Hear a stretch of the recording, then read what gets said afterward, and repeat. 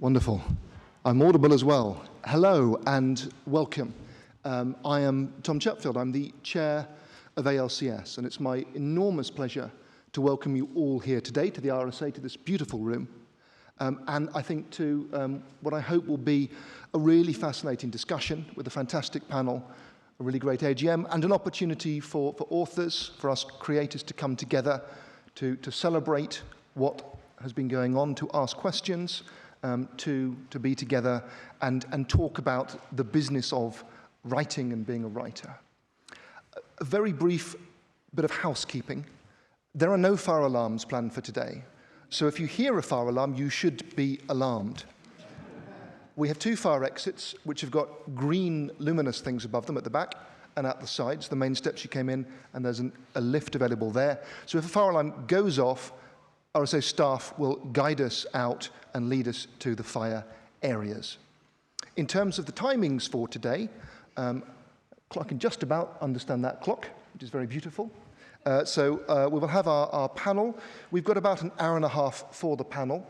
We're fairly flexible in terms of questions because we may have a lot that we want to explore, or we may wish to go downstairs and have more coffee. So we'll play that by ear, but I'm going to say a few words of introduction, invite our speakers each to offer a few thoughts, ask them a few questions, and then, most importantly, open up to the audience so you can ask your questions. And our topic for today is, what does AI mean for authors? It's a deliberately very open topic. Everyone is talking about artificial intelligence. There's a lot to say. There's a lot of concerns. And so we want to offer you a variety of extremely well-informed and different perspectives on this and give you the opportunity to explore some of these ideas. And then, as I said, after our panel, we'll go downstairs and refresh ourselves. There'll be tea and coffee down there. And the formal AGM is due to begin at 2:45. You'll have seen the papers online. Some physical copies are available. If you haven't had an opportunity to do that, do just speak to one of the ALCS team if you need those. And we then have refreshments at 3:30 afterwards, which I hope is a lovely opportunity for us to have a drink together, for you to ask questions that we haven't had time to address, to follow up with the ALCS team. And I should emphasize that our team are very much available to you in person afterwards and via email for any questions you may have that aren't relevant to the whole room, but that are important to you. So please take this opportunity to ask us questions and get to know each other. So without further ado, I will introduce myself briefly and say a few words on AI, and then I'll introduce our panelists as I go. You can see their names on the front, rather than give you all the spiel at the start.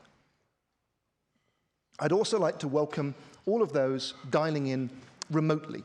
This is a hybrid session, which means we're being live streamed, and questions may be raised throughout from our online audience. So if I'm looking over there, I'm looking to see if there's virtual people being represented here rather than because I'm looking at the camera. And so we'll be trying to involve all our members, both here in London and elsewhere around the country. So my name's Tom Chatfield, and I've been lucky enough to be an ALCS director for the last 6 years, and a member for much longer than that. I'm an author with a particular interest in technology, in the philosophy of technology, the ethics of technology, and perhaps more importantly, what it means to understand how technology can serve authors, can serve creativity, can serve human values in the 21st century.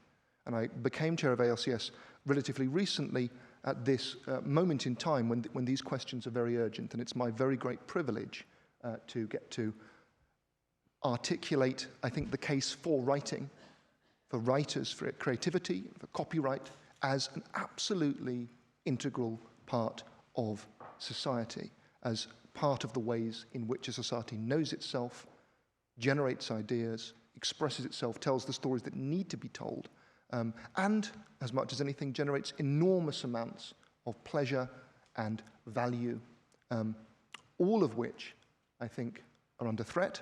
But, it's a very important but, there's a great deal we can do to push back against this and make the case for the value of creativity and authorship. So these are some of my opening thoughts, and I would emphasize as well that the very important question of what is ALCS doing about this, which I hope the answer is a lot, we will be speaking to in the AGM part of the meeting. So may I ask that we maybe save questions specifically on what we are doing for that part of this, so that what AI means for authors more generally can be explored now. I'm doing a lot of talking. I've said that I believe creativity is incredibly important in a digital age. I just want to say two more things about authorship in the age of AI before I hand on to others. And the first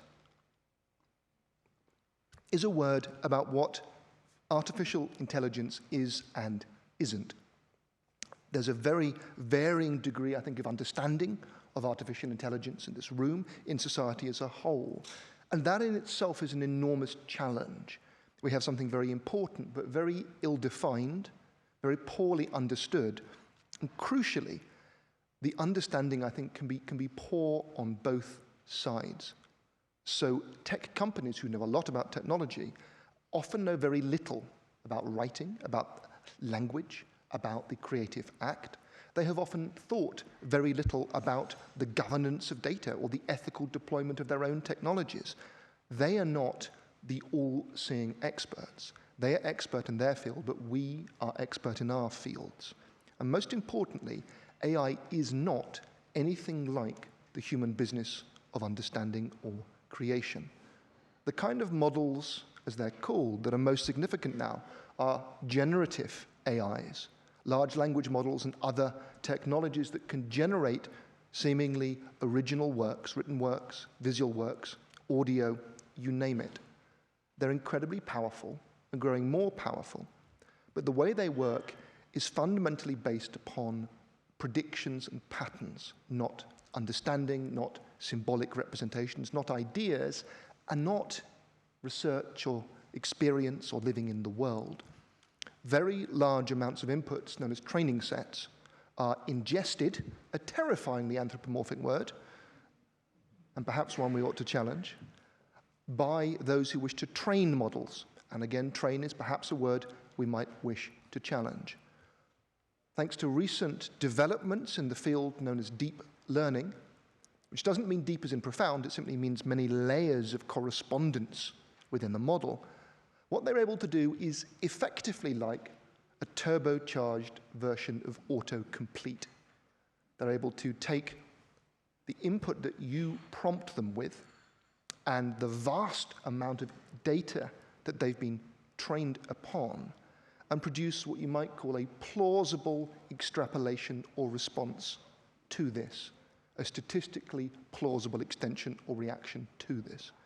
This is incredibly powerful and incredibly fluent, but it doesn't represent understanding or creativity in anything like the human sense. What it does represent is very much up for grabs. But I think the point that we need to emphasize is that all the understanding and experience that counts, the place where language itself is made, exists, is still an entirely human thing.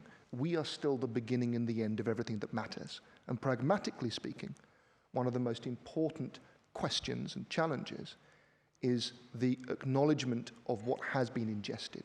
As I think most of us are aware, a lot of copyrighted works have been ingested.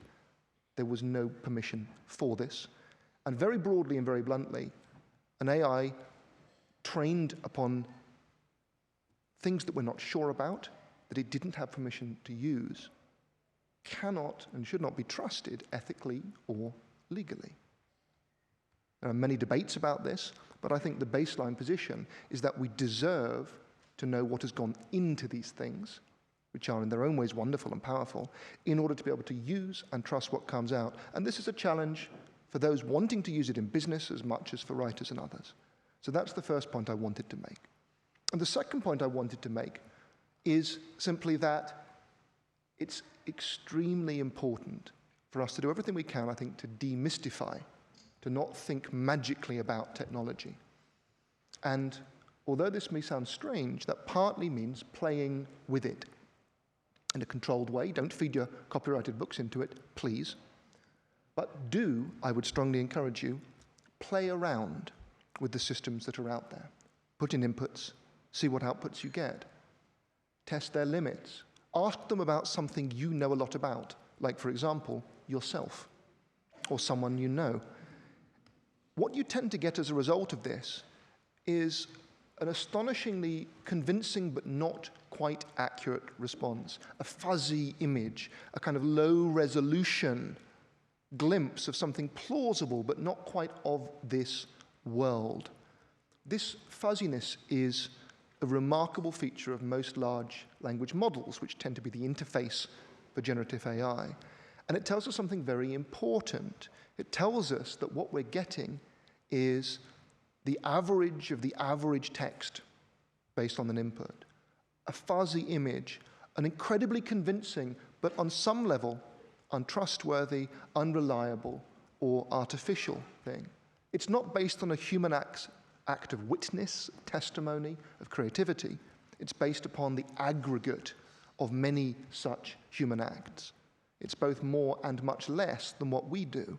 And a great challenge for authors is how then these tools, powerful as they are, can become, if we wish them to, part of our creative and communicative and intellectual processes, how we might wish to make use of them knowingly and carefully, how we might wish to use these resources to interact with the world of words and culture and art and ideas.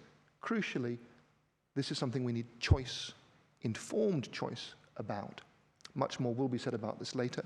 But those are the thoughts I wanted to open with. It's something I feel very passionately about, that I'm intrigued by. I deeply dislike the way that people feel shut out of this debate because they are told that they don't know enough to participate, when in fact, often the voices that most need to be heard are those who don't possess one particular kind of expertise, but have experiences that are not represented, not acknowledged, or not understood by those creating these systems without having to justify or explain why and how and what they are doing. So without further ado, and before I get too carried away, I would like to invite, I say, each of our wonderful panelists, to whom we're very grateful, to offer a few thoughts in turn. And I'm going to begin with, on my left, Mhairi Aitken. Thank you so much for coming. Thank you. Mhairi is an ethics fellow in the public policy program at the Alan Turing Institute, which is the UK's leading institute exploring the social impacts and much else of technology and artificial intelligence. She is an honorary senior fellow at the Australian Centre for Health Engagement, Evidence and Values, and she is by training a sociologist whose research looks at the social and ethical dimensions of digital innovation, particularly relating to data and AI. And she was, I'm pleased to say, included in the 2023 international list of 100 brilliant women in AI ethics. So thank you very much for joining us. Yes, yes.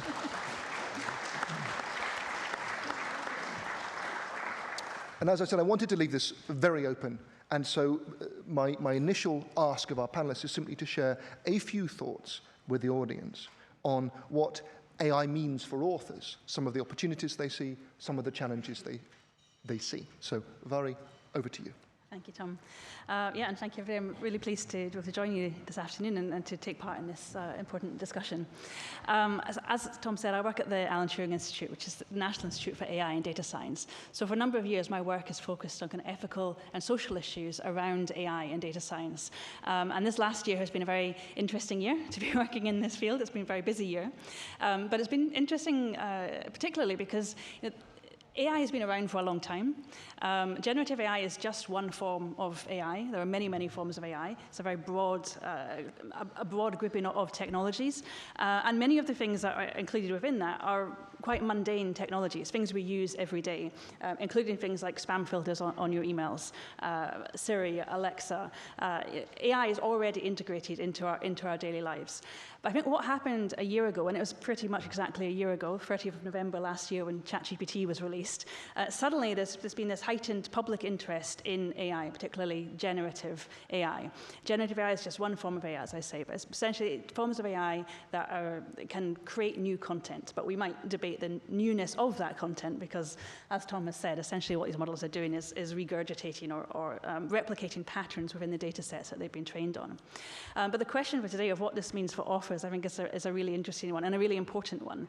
Over the last year, there's been quite a lot of really sensational narratives around generative AI, both some fairly sensational hype and expectation around what they might deliver, and also some equally sensational claims about risks associated with generative AI, including existential threats to the future of humanity, which I'll gladly debate, but perhaps not today. But for authors, the risks are much more real and tangible. The risks that these systems are they are developed by trained on data which has been used without consent, without compensation. And in some cases, they're being used in ways which may displace work, displace jobs. We've had examples of everything from articles to online quizzes to blogs, to even to whole books being generated by a combination of text generators and image generators. So there are very real threats, very real risks for what this means for authors. The other side of that is thinking about opportunities, and I think the opportunities are probably a lot more mundane. The things that you can use these systems safely for are fairly mundane tasks. They're stylistic tools, so they should never be relied on for content, for substance. But they can be used for formatting text, they can be used for summarizing text, they can be used as a fairly mundane stylistic tool. But I think because those uses are so mundane, we need to think really carefully about whether it's worth using those tools for those purposes, knowing or needing to take informed decisions based on the business models underpinning those models, and also environmental impacts and social impacts of those models, which perhaps we can go into in more detail later. But yeah, so for me, I think that there's a lot of very tangible risks, and the opportunities or the potential uses of these technologies are perhaps a bit more mundane, and we need to move past this sensationalism and hype to have really grounded discussions about what these are, what their limitations are, and what they mean for us in our daily lives. Thank you very much indeed. And I would now like to move out of sequence, if that's okay, and skip to Nicola Solomon next. And again, well, we have managed to get some terrific people here today, so I'm extremely grateful to Nicola, who is the Chief Executive for the Society of Authors. Nicola is a solicitor by training, and she's been an extremely outspoken advocate for authors' interests at this increasingly important institution, working around negotiations and disputes with publishers and agents.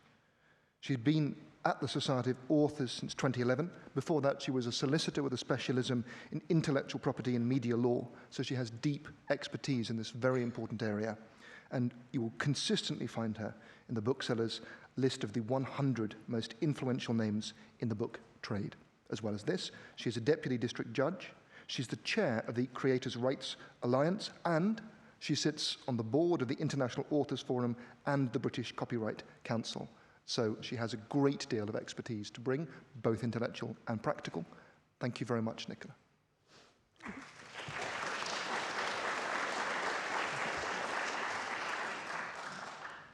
Thank you, and it's lovely to be here, and so fascinating to hear what the two of you have to say already. You've asked us to speak a bit about opportunities and challenges, and I know that many of you are Society of Authors members, and you'll see that we've been putting extensive information about artificial intelligence out on our website, so always worth looking for more there.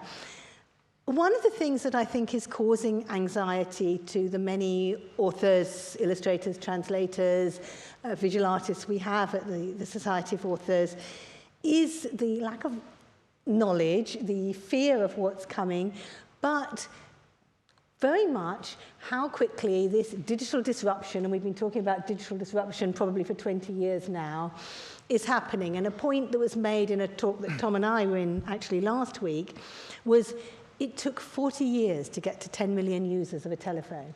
It took about a month to get to 100 million users of ChatGPT. So these things have suddenly come across to us very, very quickly, and we have to understand how we can use them and how we can balance them with real human creativity. And we'll all say a lot here about the importance and the irreplaceability of real human creativity.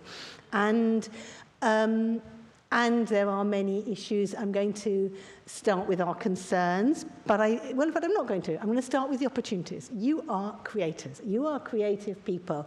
I was at a meeting with the Department of Culture, Media and Sport and the business, BSIT, the Science and Technology, and the Intellectual Property Office this week on behalf of creators. We were the only people, I was the only person invited on behalf of all creators for this. And the point we made to start with, and that hadn't seemed to have got across, is that there is not a dichotomy between creators and innovators. You are creators, you are innovators. I don't actually agree with Mhairi that these will only be mundane uses. They might be now, but you are the creative people who will understand what creative things you can do with this amazing technology. And that is brilliant, and you will be at the forefront of using it in ways that we cannot even imagine. And they will both do really mundane things for you. When I was at a conversation with musicians and songwriters, they were like, it's so great that something else is labeling and putting the metadata on all my work. That's great. Spell check is great. These kind of assistive things are very, very useful.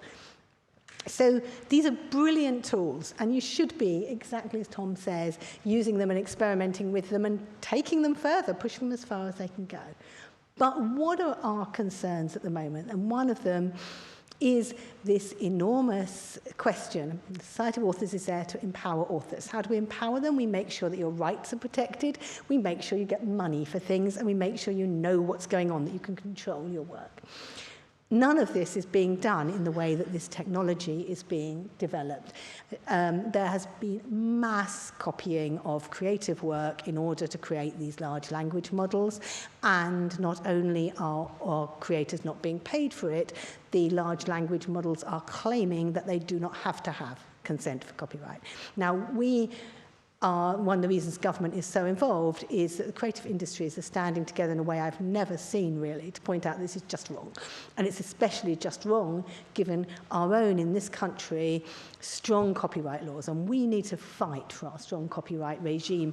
And indeed, one of the things, again, at this meeting was said was so interesting, is that they say, the tech companies say, that this is a challenging environment to work. I'm like, let's just unpick that. What you mean is, we've got great copyright laws, and we want to keep them. And they're there for a reason. They're there because they create a really good balance between the interests of creators and the interests of users. And we think that balance is in the right place. And if you are going to use our work, you need to ask us. You need to pay for it. You need to be transparent about what you've used. You need to credit us. And we need to do what we've always done, what ALCS is brilliant at doing, negotiate licenses which get money back to creators. Why is that important? So that you can eat, but also because one of the real risks of these technologies, I'm not worried about what we might call the highly creative. I don't think that these technologies are going to write a book, a novel, anytime soon. But what I am worried about is the way it can be used for the less creative jobs, and I'm worried about what I've heard Aoife Monks at Queen Mary's call the fetishization of the artist. We're so busy looking at what's happening to highly creative people, is that we forget that the jobs that you rely on for every day are actually hugely at threat from these systems right now. People who work as editors, the people who do marketing for our publishers, these are being done increasingly by algorithms. Our translators are already being told that we're getting machine translations and then asking translators to deep-edit them.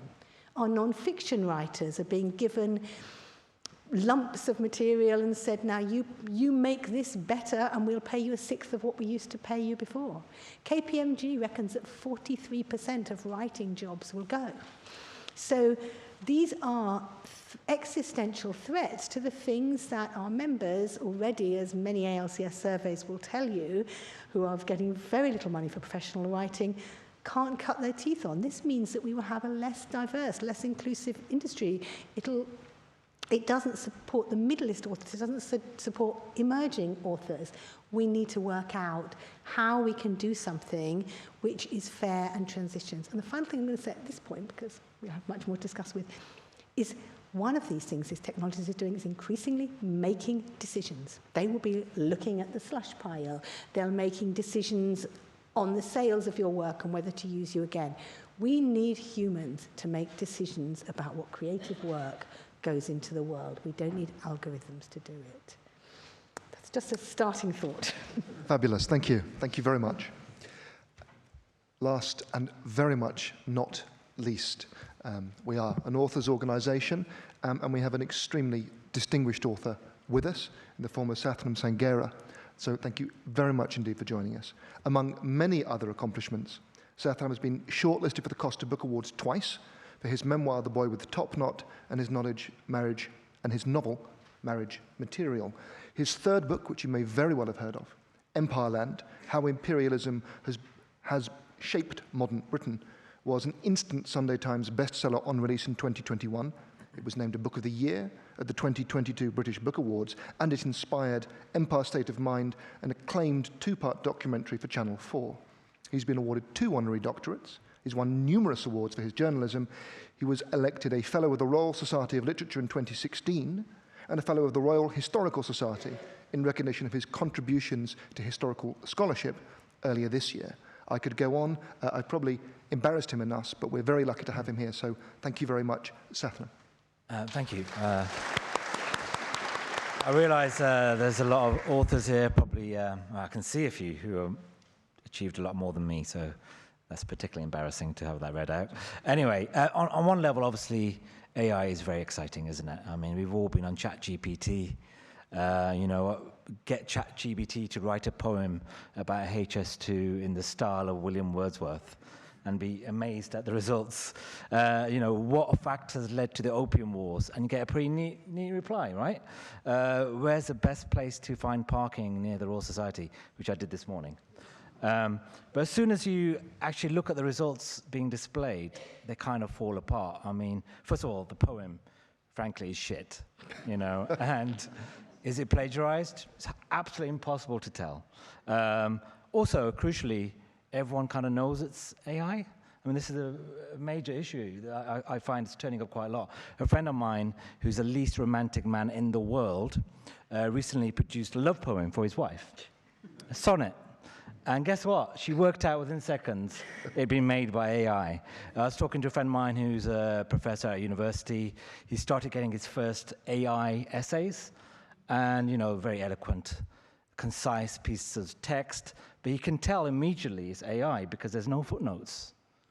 And then you try to get the student to discuss the essay, and they've got nothing to say. The lack of footnotes makes it completely useless. So that question about the Opium Wars is of no use to me because I don't know where the information is coming from. I don't know if it's accurate.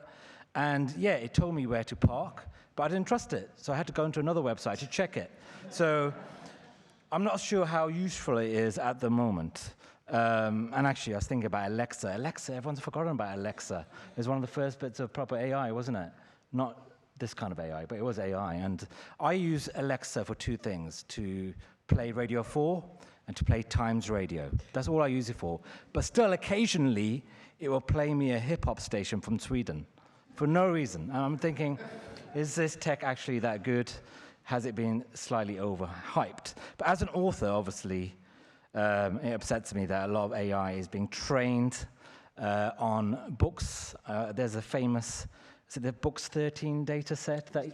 Books 3 data set that has 170,000 titles, some of them written by people in this room. I think 2 of my books are on it. And what upsets me most is that someone could produce a shit book using my work to do me out of money. And that's what really annoys me about it. And also the imbalance of it, because annually, at the moment, $200 billion is being put into AI, annually. And as we know from the ALCS, the median earnings for writers at the moment in Britain are £7,000 a year. And in real terms, earnings have fallen 60%. That is slightly imbalanced. And yes, we've got class actions happening, and I'm sure some of you have been invited to join them. I have. But you know what? We might not win them because, as Tom says, it's debatable. Are these AI models actually plagiarizing us? Because the argument is they're just copying patterns. It's fair use of material. And even if we win, we get a fraction of a lot of money. Frankly, I'd rather my work isn't used and I'm given no money. But I fear it's a bit too late. It's a bit like taking the egg out of a baked cake. Also, it makes me feel a bit sick that Rishi can have a AI summit and get really excited by this technology, and he doesn't mention copyright once, unless I missed something. I mean, creative industries in this country are of huge value financially. They're a defining thing about this country, and yet he doesn't even mention it. He doesn't even mention the anxieties there are about copyright. So, frankly, the whole thing pisses me off. Thank you very much. I think you're speaking for many authors there. So I want to thank you for the opening statements. I think we can see, just what's a kind of rich area of debate it is. Some of the themes that come up in so many discussions here, and actually that give me hope precisely because they repeatedly come up, are the themes of trustworthiness, are the themes of attribution and reward, but are also, to some degree, the theme of overhyping and narrowness of vision, that much is claimed. The technology is revolutionary, it's irresistible, it's doing all these jobs. And when you get into the detail, it's doing things badly, or it's not doing things at all, or it's pretending to do things. I heard an analogy recently that I think it amused me.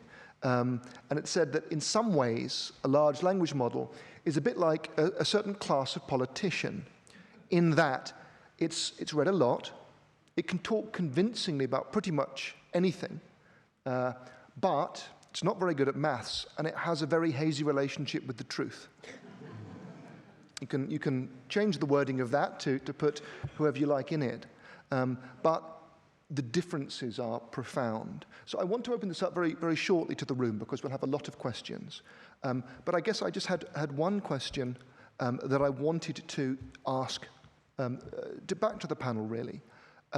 Which is, when it comes to AI, what would it take for a system to count for you as trustworthy, as good enough? What might need to be in place for one of these systems to earn and deserve your trust in it? That's not an easy question, but Mhairi, perhaps I could turn to you first. Yeah, it's a big question. I don't think that like an AI model, an AI system can never inherently be trustworthy or untrustworthy. Like, these systems are designed, developed by people, by organizations. Generative AI models we're talking about at the moment are predominantly developed by big tech, Silicon Valley big tech companies with a certain set of priorities, a certain set of interests that are driving their development. If we think about trustworthiness of AI models, it should always be the people, the organizations, the developers that we're scrutinizing. And that's where the trust or distrust lies, not the model itself. I think a lot of the kind of sensational narratives that are suggesting that it's somehow the model, we should be thinking about whether the model is trustworthy. We hear a lot about hallucinations, this idea that large language models hallucinate. It's a terrible word to use because it suggests that most of the time they get it right. Most of the time they understand what they're saying. They have no idea, no concept of the meaning of the words they produce or the context that they relate to or the significance of them. It's just predicting what is a convincing or likely compelling combination of words. And so I think that is a kind of misleading focus to focus on, like, can we make the model trustworthy, or can we make the model not have these hallucinations? So we shouldn't be relying on them or having any of those kinds of expectations for these models. That they're simply producing a compelling sequence of words, a compelling set of outputs. And so for trust, I think it's a question of who is developing it and how are we demanding expectations of ethical and responsible practices from the developers, from the companies who are developing and deploying these models.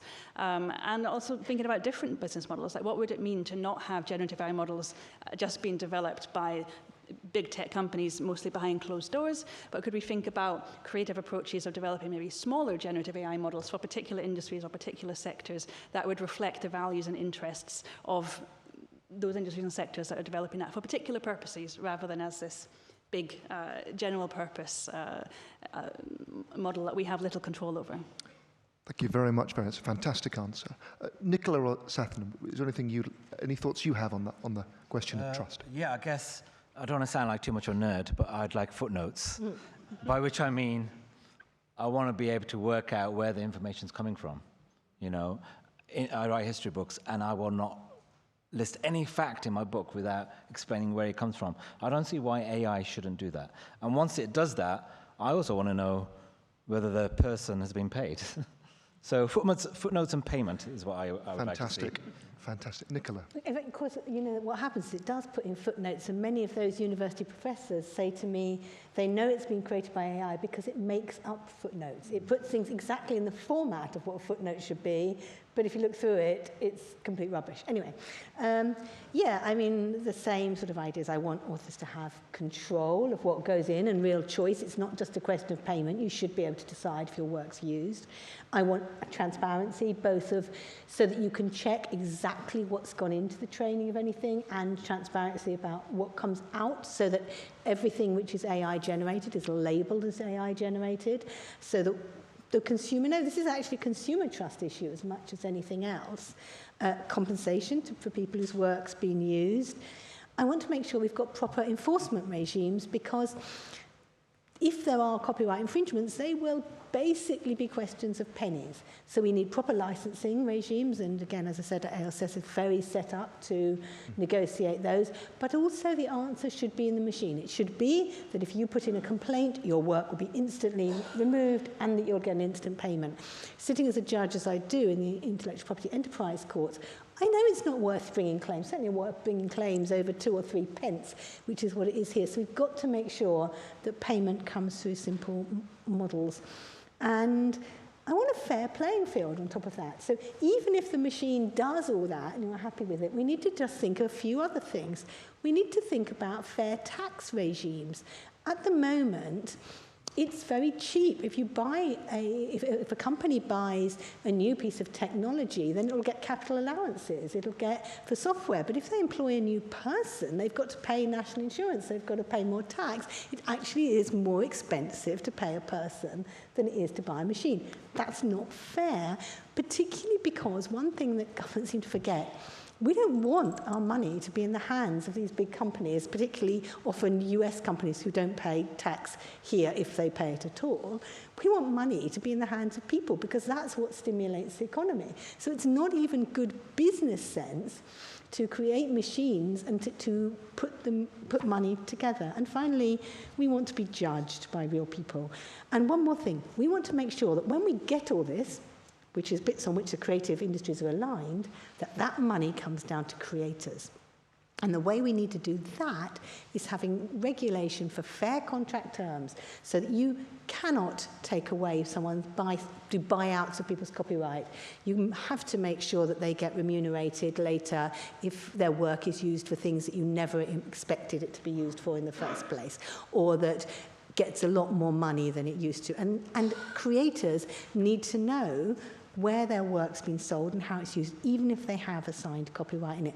This was all stuff that was in the transparency triangle in the copyright directive, which we just missed by a few months because of Brexit. Don't like to hamper back the B word while we're busy on the A word, but we need to fight again for this kind of law on behalf of creators, because otherwise the big companies that the money goes into will be our producers, our publishers and others, and it won't filter down. We need to be working to make sure that happens. Thank you very much indeed. Thank you for those very rich answers.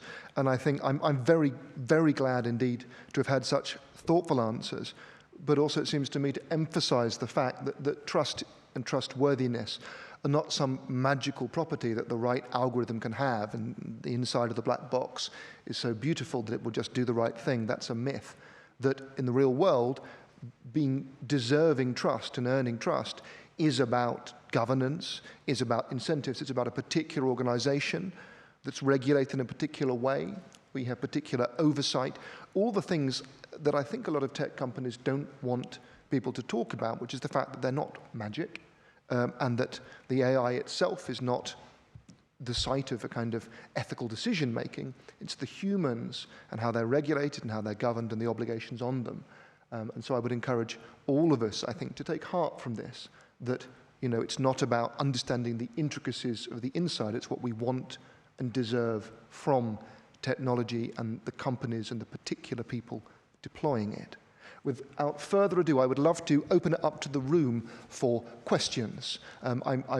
I think and hope we'll have some fantastic. We have a couple of roving microphones, and what I would ask is that when you get the microphone, and we'll do this in the agenda as well, you briefly say your name and affiliation if you wish, and then ask your question so our online audience can hear it as well. So I'm going to wave to the lady there first of all, and then I'll come round. Thank you very much. I want to know what we can do as authors or not authors to try and protect our rights. Fantastic. What we can do as authors to protect our rights. And I may, because we have a lot of hands, I may take 2 questions at a time, if I may. There's one there, and then I'll try and get around everybody, so please. Yeah. Thank you. Sandra Chevy, celebrity conspiracy biography, the Maryland scandal in particular. Following on from the first question, I think what we could do is to get an improved copyright law for writers. In other words, fair use allows writers to take, I think, 33 1/3%. Is it not? I thought it was 33 1/3 in the United Kingdom. How much is it in the United Kingdom? How much under fair use can another writer take from? Okay, so we don't have a fair use regime at all. We have a fair dealing regime, which is very different from the US fair use, and there is no percentage that you can take. The word substantial part, you can take a substantial part of someone's work, but that applies, it's qualitative, not quantitative. So it might be as little as 10 lines from a book if those lines are essential. So it's much more complex than that. In the United Kingdom, anything goes. You can take as much under fair use and for review. No? No. Well, quite a lot has been taken, for instance, from the Maryland scandal. Most of the people whom I interviewed for the book are dead, and therefore books that have been published subsequently have simply taken the quotes from people whom I interviewed and used them in current books. And I thought they were allowed to do it because they were allowed to take 33 1/3%. No. I think you need some legal advice, is what I can say on this one. Well, what I might do, Gratefully accepted. with thanks, then I might bring that to a more general question, which I think was asked and is very important. What can we do? What should we practically, as authors, as creators, be doing? What can we do? I'll put that to the panel. Can I say something completely unhelpful? Of course. And just a kind of howling at the moon.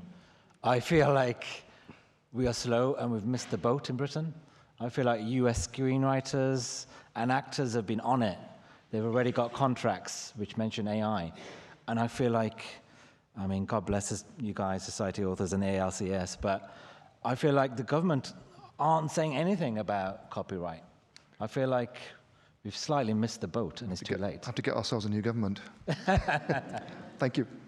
Nicola, I don't think we've missed the boat. I think that the government decided quite early on, they saw what was happening in the US, which was regulating more than they expected. They saw what was happening in the EU, and they had this wonderful idea, and I first heard Jeremy Hunt say it from the Treasury, that we were going to bring in, we're going to make the UK the Wild West for technology. We'll invite them in, we'll release all our laws for them, and we'll make it very easy for them so that we can bring some money into this country.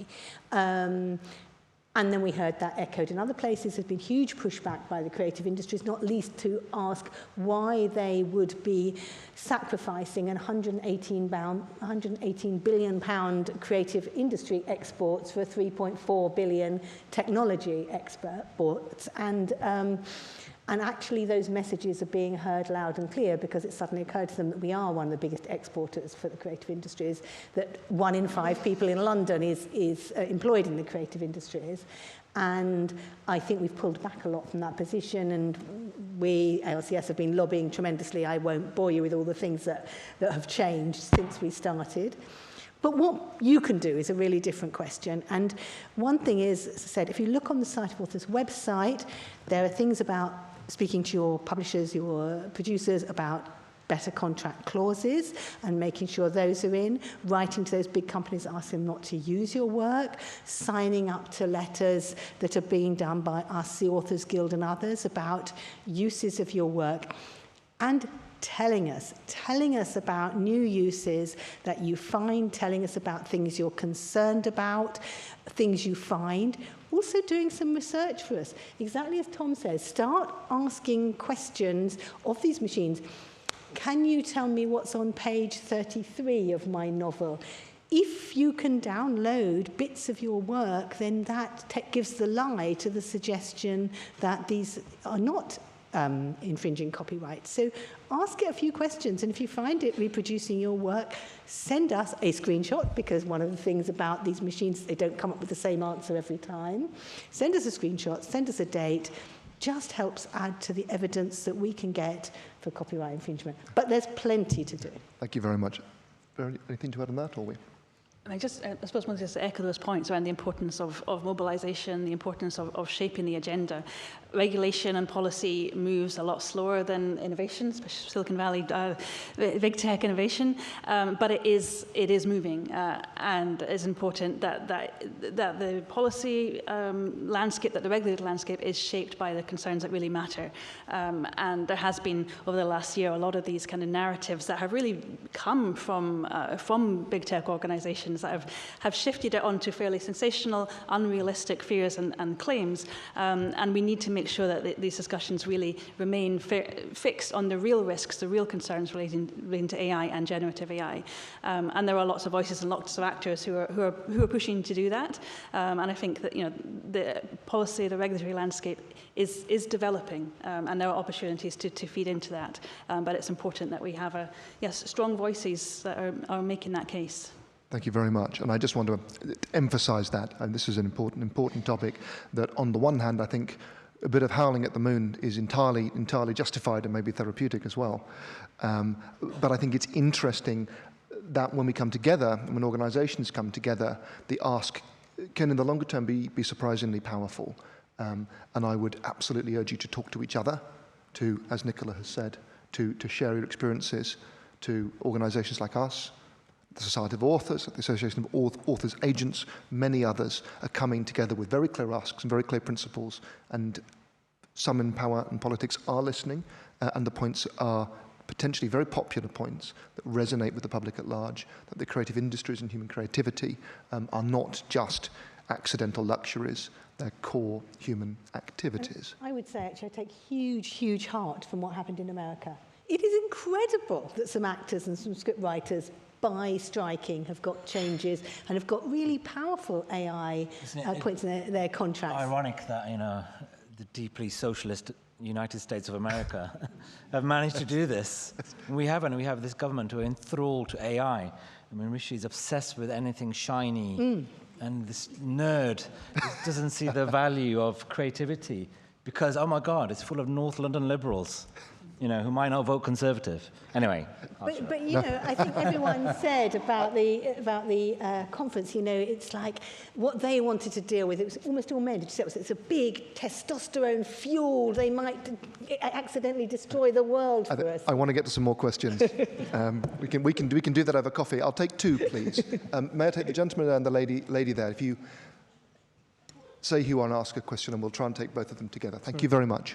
John Hearn, university professor, and I'm not an expert in this. I have no idea, so I only ask this question. Would it be possible legally to force all generative AI to produce its work in a particular font, but no other? A particular... So... I think I can say, I don't know about the legal instruments, but one thing that's been discussed a lot is what's called a Turing flag law, where you should have the basic right to know whether you are interacting with and seeing the products of a human or an AI or both. And I think, although legislatively I'm not the expert, there's a lot of convergence around the idea that a very basic right to make an informed decision involves you knowing who and what you're dealing with. I love the idea of fonts. But certainly flagging in some way. I'm speaking to that quickly. It's a very good question. Can we take the next question as well, and I'll open up to the rest of the panel. And I believe we also have something online. Is that correct? Do we have an online question? So I'll take that in a second. So please. You've emphasised the importance of people in the technologies.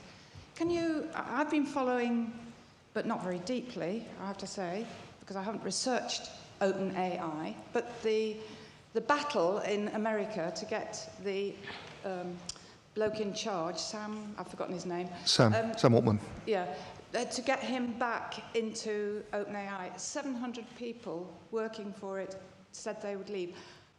What's happening there? I mean, why can't we get them on our side? Okay, so I'm going to hand those over. So fonts, cheering flags, and Sam Altman. Hand over to the... Mhairi, I don't know if you have some... Yeah, I mean, on the question of fonts or being able to identify AI-generated content, that's a really hot topic, and there are lots of suggestions or approaches, for example, digital watermarks, which could be on AI-generated images, and also into the structures of text, so that it could be recognized as AI-generated. There's a lot of work in that space that's developing those techniques, but a big challenge there is that it works where people are complying, but if people are deliberately trying to mislead, there are ways of not complying, and so it's a question of how do we enforce this, and it comes down to trust again. How do we trust that these systems are going to protect us? The issues of, Please. Well, just on the issues of OpenAI, it's been very dramatic last weekend and the beginning of this week, and trying to keep up with all the twists and turns and what's happening. And we don't know why the board originally did what they did. We don't know why he was originally ousted. We know what's happened afterwards and since, and the drama of leaving, going to Microsoft, coming back to OpenAI. But what it shows us very clearly is that these companies have a lot of power and a lot of control over big decisions on how these models have been developed, how they've been deployed, a lot of influence at the moment, but they're operating behind closed doors, and we really don't know what's happening. But what's happened over the last weekend has definitely pointed to some instability and some riskiness of how these organizations are operating, and when they're leading the way in terms of governance of generative AI, it does raise some concerns around, I mean, first of all, their own governance, and then what that might mean for the governance of AI. I think there's a lot that's going to come out that we'll probably find out more details of what actually happened, what actually went on. Yeah, that's a question. Thank you very much. Sathnam or Nicola? No, I've got nothing helpful to say. Once again.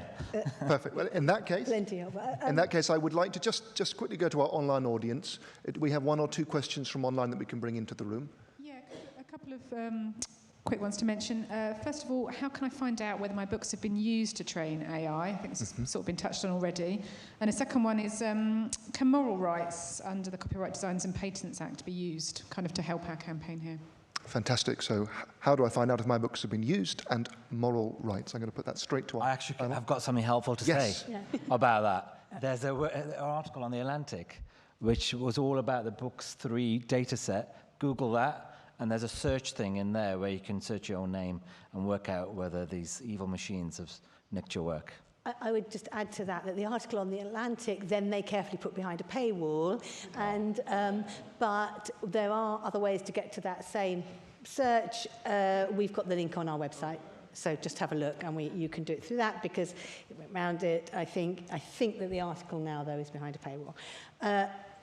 Moral rights, yes. There are rights to be acknowledged as the author of your work, or is horribly called the right of paternity, and the right of integrity to object to derogatory treatment of your work. They're quite technical. We don't want to end up in a position where we've got lots of lawsuits going on, I think, but they will be thrown in lawsuits.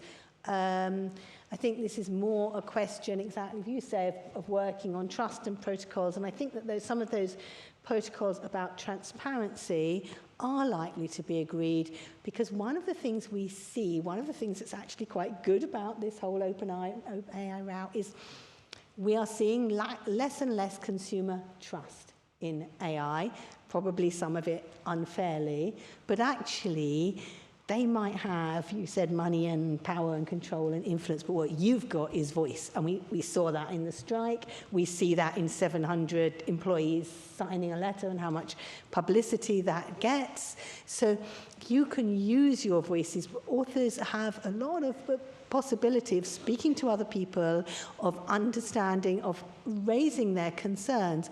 And those things will be listened to by government and will be listened to by those companies who basically want to sell their wares and make a competitive advantage. And we are already seeing as you were saying, smaller models, for example, Getty's new image library, which only work on licensed material and which do pay creators. So hopefully we can move towards saying, listen, unless you've got it from trusted sources, no one's going to trust it and no one's going to want to use it, not least because if you can't use it with a publisher and send it into a publisher because they won't accept it, because you might have infringed copyright. So this is really important that we do not feel hopeless, I think. Thank you very much. And yes, I think I love that emphasis on hope. And, you know, people want to read the works of other humans. They want to be judged by other humans.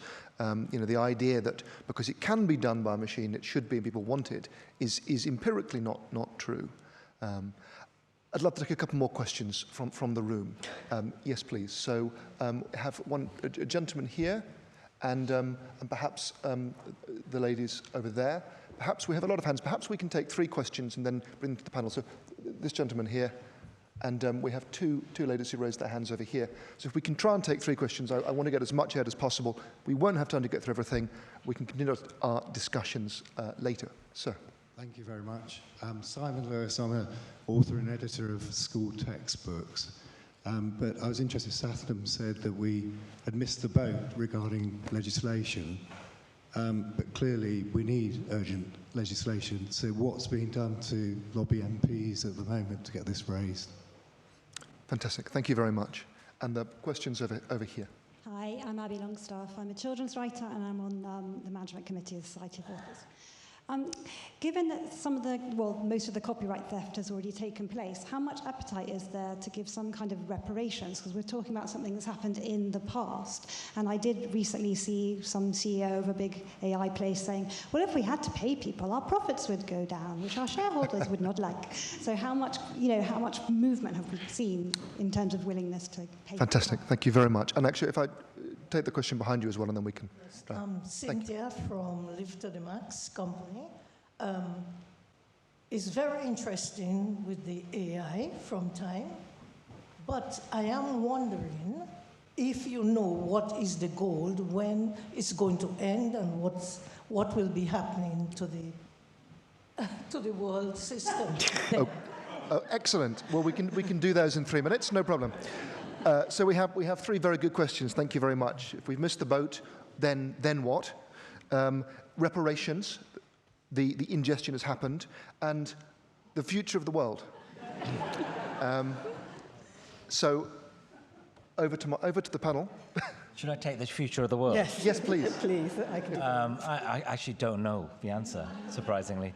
But I mean, everyone in response to the AI question thinks, will I have a job, right? And you said earlier, this isn't probably going to threaten Booker Prize-winning novelists. Yet. And maybe people who are, doing more mainstream stuff. But actually, I think you can't separate the two, because I don't think you become a Booker Prize-winning novelist unless you started out somewhere else.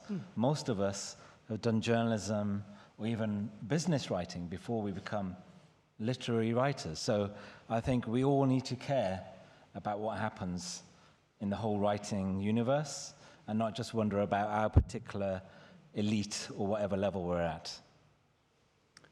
Thank you. I think that's a very powerful point.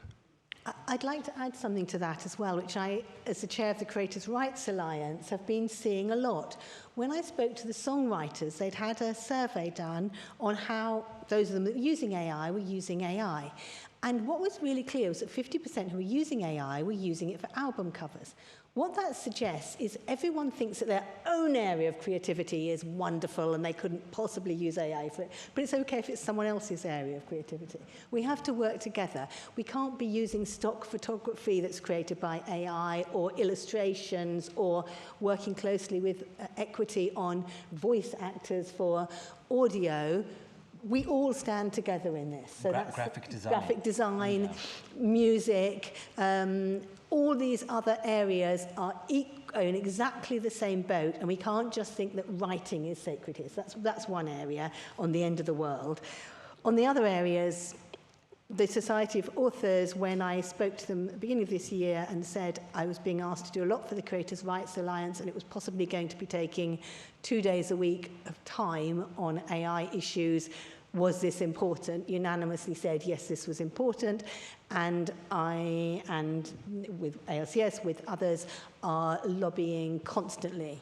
We're speaking to all the departments I mentioned before, to MPs, but we're also speaking to publishing houses and others about how it will be used in-house and them having protocols as well.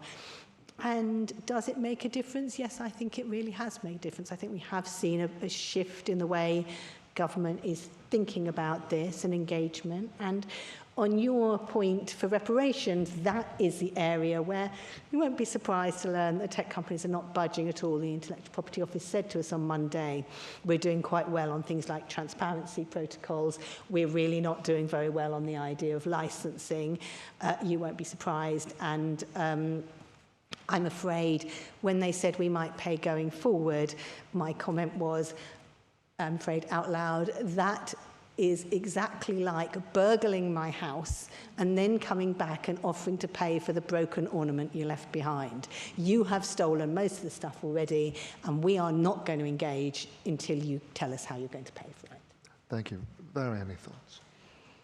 Yeah, I'm not quite sure where to start. I mean, I think with the reparations, that's a really important point. As you said, there's lots of interest in okay, what we might do differently on the next iteration, on the next model that we train. But it's too late, and it's already out. And I think that's a really important area that needs more attention. The future directions, or where this is heading, is a really big and interesting question. Like, there's the narrative of AI that again that we hear a lot from big tech around advancing towards AGI, artificial general intelligence, where it's capable of do multiple tasks similar to how a human could to do more than one thing, which I think is really in the realm of fantasy. But this idea that, if we allow these technologies to be innovation to be driven by big tech companies that is out of our control, then we're creating these big big models that are not for particular purposes and have significant environmental impacts. So doing a search or doing a query in ChatGPT has 4 to 5 times the carbon emissions of doing a regular search engine search. They also consume massive amounts of water. They're highly polluting. And there's lots of speculation that these technologies might be used to combat climate change. And this is kind of an idea that's put out a lot as kind of the benefits of these technologies, but they're highly emitting environmentally impactful technologies, and we need to really think about that and take account of that. So I think what I would want to see is that we change the narrative around these technologies and think smaller and think about, well, AI has huge potential to do good, to be useful, to be valuable, when it's in our control and when we're designing things for particular purposes. There are real risks when it's led by this kind of bigger and bigger, the drive for making things bigger, making these things more powerful, without a clear purpose or a clear value, but with significant harm being caused along the way. That's my views on the future and how I hope it might look different. Thank you very much. And I think, well, when it comes to things like licensing and so on, and the issue of reparations, and I'm looking at the licensing experts sitting in the front row here, I think on the one hand there can be a long way to go, but on the other hand I think it's important to emphasize that licensing can be retrospective, that it's not a thing whereby you're obliged to look forward because the horse has bolted and so on, and to some degree, if one can present a strong enough position in the arguments, you simply don't have to accept that, and we don't have to accept that on your behalf. So I think, licensing, interestingly, is one of those ideas that in some ways is almost astonishingly apt for the complexities of some of these issues, because you're bringing together disparate people and doing something together that cannot be done individually. I don't want to keep us from our coffee, and I don't want us to run late, but I would love to try and take 2 last questions briefly.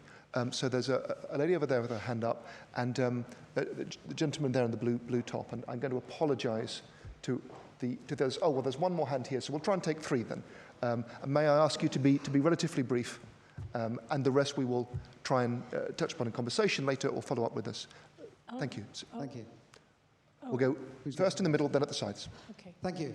I'm not sure what you can do to fight these enormous tech companies. I mean, I remember Google 15 years ago scanning every book in the world, and they map every website out there, so I'm not sure what you can really do. I mean, one of the biggest tech companies is Amazon, of course, which are pretty prominent in the authoring world and publishing. So I'm not sure how we can fight them.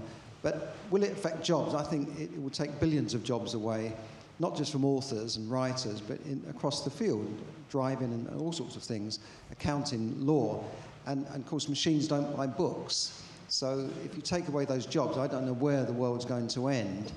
And I think also AI is increasingly being used by governments, European Union, to get more control of us. And the European Union have just issued a directive that everyone will have ID cards, and not just ID cards that they've got at the moment, but iris recognition, fingerprints, increasing control of your bank accounts, money, everything. So I think the world doesn't look too good in that respect. But I just wonder what you can do to fight these big tech giants. So the enormous power of big tech in every respect. Thank you. I'll go over there now. Yes, my name's Dr. Ruth Taplin. I'm an author. And I think there's a number of ways that one can fight back against the tech giants. And I'll just give some examples in my own writing and, working with publishers. One way is, and I'm surprised it wasn't mentioned, was open access. Open access was like one of the beginnings of attacks on copyright and intellectual property law. I specialize in intellectual property law and copyright and competition law. And to fight back against open access, publishers cannot force you to make your books open access. They can encourage you to do it, but in your contracts, you can say no to that, whether they like it or not. If you're a journal editor, which I am as well, you can also say no to open access and not have your contributors be forced to give their grants to the publishers in lieu of royalties. And competition law has a lot to offer in fighting these kind of trends. And I think it's very important we explore it. And just very quickly, AI, of course, goes back to like Alan Turing and the chess games and solving of problems, intellectual problems in chess games, which was at the root of what he was doing. So I think we have to see AI as just looking at different patterns and not over-hyping that they are going to, kill us all and all that. It's just the realm of science fiction, I think. Thank you very much. And finally. Thank you. My name's Anne-Marie, and I write textbooks on digital marketing and digital business. Sathnam mentioned something really interesting about the lack of footnotes, and this is because they're behind paywalls. So because Chat can't get them and Bard won't use them at the moment, that's why there are no footnotes. I wonder if there's something there, Nicola, we could learn from that space. And for the professor that's looking for the answer to plagiarizing students, it's called GPT-0. And Turnitin will also do that and will tell you if your students have been using AI to do their work. So I'm curious about if we can learn something from articles that are gated content, which Bard and Bing and Chat can't access at the moment. Thank you. Thank you very much. Thank you very much. And what I would like to do is invite our panel to offer a thought on those contributions and a final thought for now as well. So any thought on that, and then a final thought to leave you with, and then we'll wrap up and go for coffee. And I may repeat the order that we spoke in first, if that's okay. So Mhairi, can I invite you to speak first? Yeah. So there's a few things there, and I think the point about AI is already integrated into many things. Talking about government uses of AI, and that certainly AI is a part of a lot of the systems that are making decisions about allocations in education and housing and healthcare and policing, and some of these merit real scrutiny to think about how these decisions are being made and what kinds of biases might be being perpetuated in those decisions, because they're always trained on historic data, and largely what they do is replicate patterns but give them a veneer of objectivity, and it's really important that we scrutinise them. But AI can also do brilliant things in the public sector and in governments. At the Alan Turing Institute, I work in the public policy programme. A lot of our work is working at policy and regulation around AI, but also the things that AI can do in the public sector and in government. The things that are really exciting for people like me working in this area are really boring things like processing large volumes of complex data. That's what AI is great at.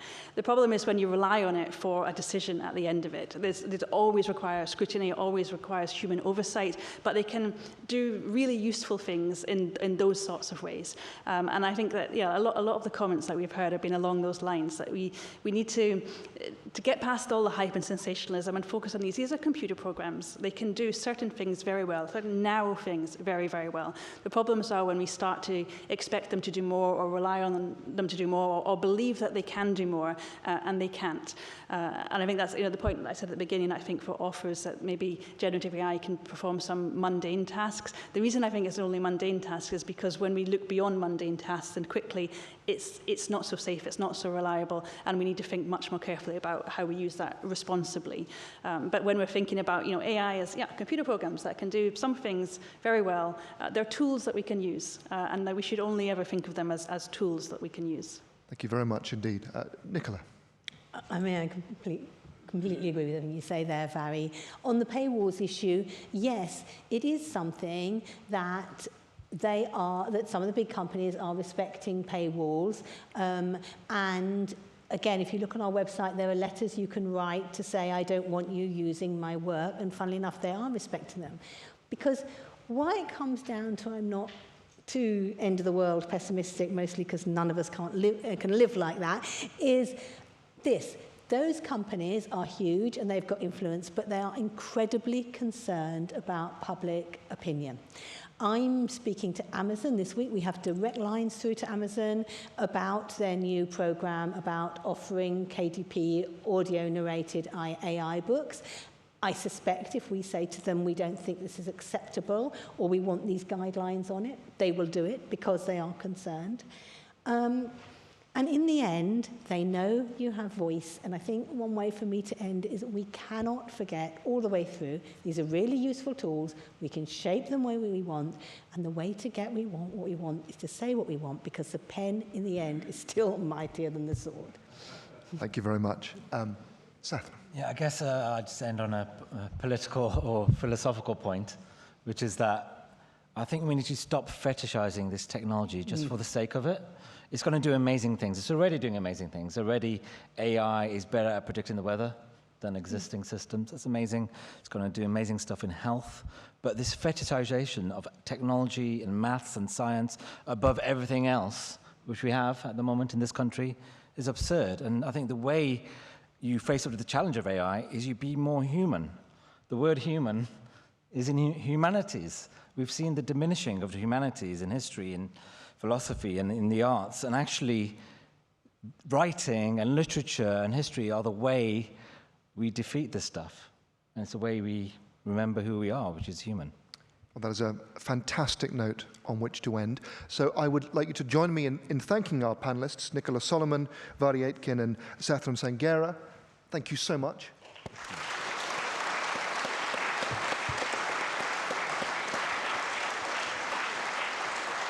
And thank you for your questions and engagement. I greatly appreciate the level of questioning and engagement. We have about 20 minutes till we reconvene in here for the AGM. There's coffee downstairs, so please go refresh yourselves, mingle, and let's come back in 20 minutes. Thank you so much.